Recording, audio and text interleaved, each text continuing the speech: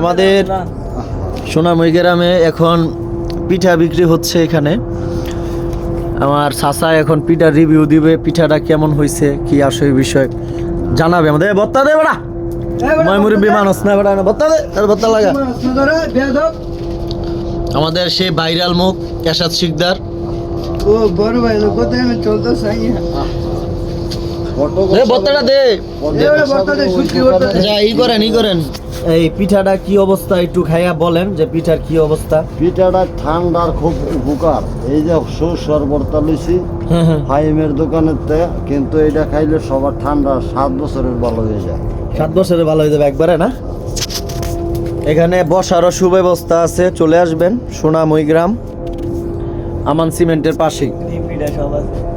ডিম পিঠাও পাবেন অবশ্য, যারা একবারে বাসার তৈরি পিঠা, খুবই সুন্দর পিঠা। এই সেই মাল। সেই মাল না, দেখাই দেন তো কে খাবেন না আপনি? হ্যাঁ, একটু খাইয়া দেখা। পিঠা খাচ্ছেন না কেন? আরে এখন রিভিউ না দিলে আমরা দর্শকরা কিভাবে বুঝবে যে এটা ভালো নাকি? ভাইরালটা দিলে কিন্তু আমার এবারে আরো ফেসবুকে আরো নিলে না এখন সাংবাদিক বাইতে ভরবো পরে নাকি?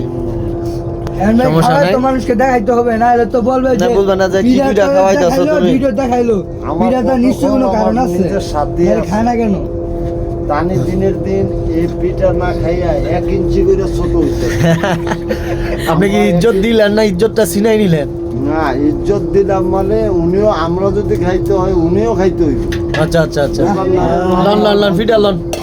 বড় ভাই কি কষ্টটা দিলেন? কষ্ট আছে, দুঃখ নাই, দুঃখ আছে, কষ্ট নাই।